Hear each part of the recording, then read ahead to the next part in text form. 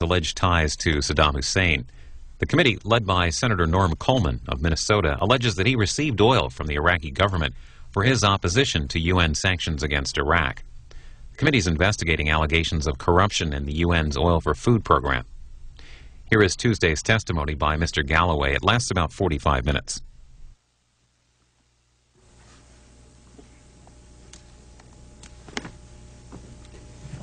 Mr. Galloway, I'm pleased to have you before the committee today. What I'm going to do is briefly summarize the evidence before I give you a chance to give your sworn testimony. The Oil for Food program was used to support those who were favorable to Iraq. Former Iraqi Deputy Prime Minister Tariq Aziz and Iraqi Vice President Taha Yassin Ramadan confirmed this. I would think that you would admit that your efforts to oppose the sanction were well received by the regime.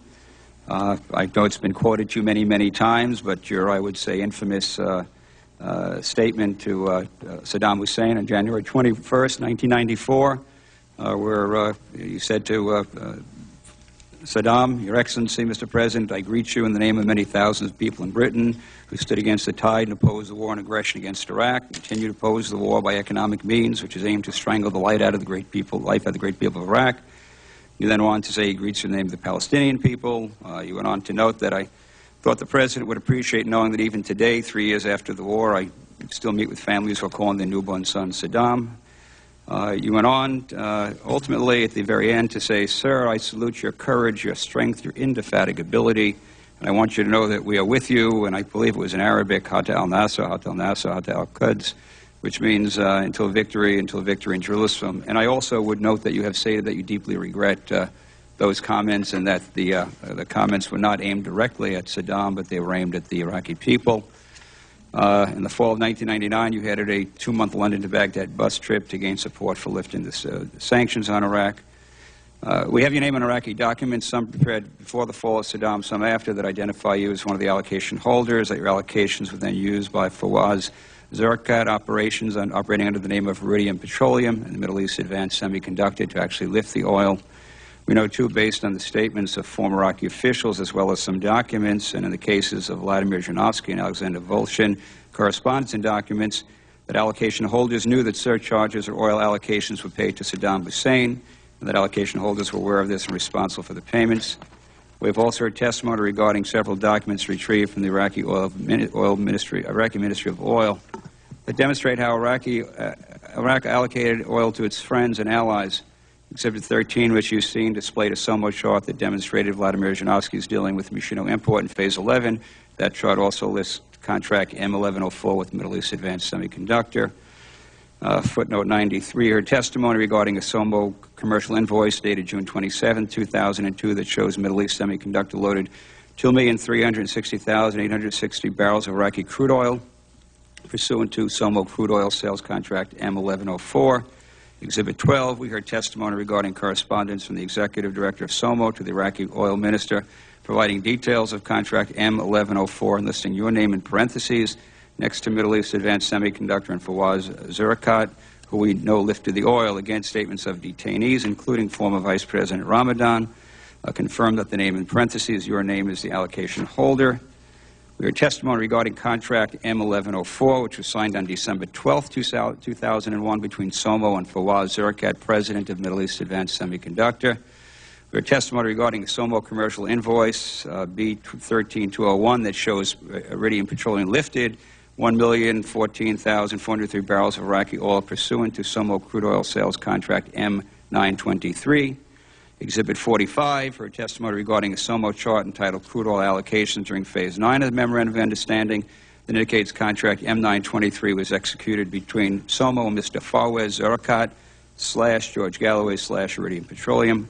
Exhibit 9, we also heard testimony regarding a memo from the Executive Director of SOMO to the Oil Minister requesting approval of contract M923.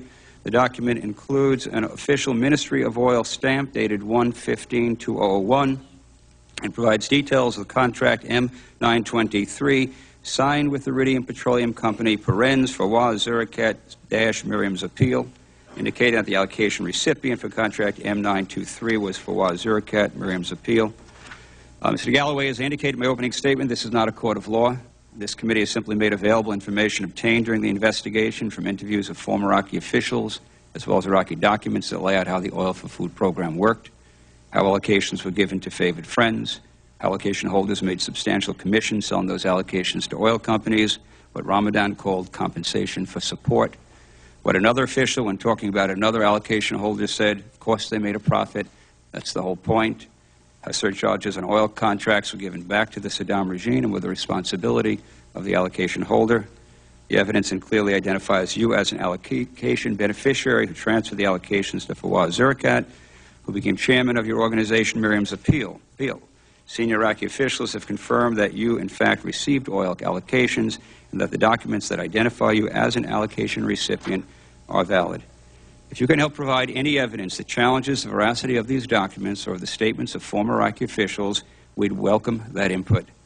Mr. Galloway, you're appearing before the subcommittee without asserting any privilege or immunity. Indeed, your appearance before the subcommittee is entirely voluntary and on your own accord. No subpoena was issued to secure your appearance. You're appearing before the subcommittee concerning matters that do not arise out of the performance of any of your official duties as a member of the British Parliament, but instead concern actions taken by you in your capacity as a private citizen. Before we begin, pursuant to Rule 6, all witnesses who testify before the subcommittee are required to be sworn. This time I would ask you to rise and please raise your right hand. You swear the testimony you're about to give before the subcommittee is the truth, the whole truth, and nothing but the truth, so help you God. We will be using a timing system today, Mr. Galloway. We could have 10 minutes for opening statement. If you need more time, we'll certainly accommodate that, and you may proceed. Senator, I am not now, nor have I ever been, an oil trader, and neither has anyone on my behalf. I have never seen a barrel of oil, owned one, bought one, sold one, and neither has anybody on my behalf. Now, I know that standards have slipped over the last few years in Washington, but for a lawyer, you're remarkably cavalier with any idea of justice. I'm here today, but last week, you already found me guilty. You traduced my name around the world without ever having asked me a single question, without ever having contacted me, without ever having written to me or telephoned me, without any contact with me whatsoever. And you call that justice. Now, I want to deal with the pages that relate to me in this dossier, and I want to point out areas where there are, let's be charitable and say, errors. And then I want to put this in the context that I believe it ought to be. On the very first page of your document about me, you assert that I have had many meetings with Saddam Hussein. This is false. I have had 2 meetings with Saddam Hussein, once in 1994 and once in August of 2002. By no stretch of the English language can that be described as many meetings with Saddam Hussein. As a matter of fact, I've met Saddam Hussein exactly the same number of times as Donald Rumsfeld met him. The difference is, Donald Rumsfeld met him to sell him guns and to give him maps, the better to target those guns. I met him to try and bring about an end to sanctions, suffering, and war, and on the second of the 2 occasions, I met him to try and persuade him to allow Dr. Hans Blix and the United Nations weapons inspectors back into the country. A rather better use of 2 meetings with Saddam Hussein than your own Secretary of State for Defense made of his. In the same opening paragraph, you assert that I was an outspoken supporter of the Hussein regime. This is false. I have brought along here a dossier for all the members of your committee of statements by me as early as the 15th of March 1990, in which I condemn the Saddam Hussein dictatorship in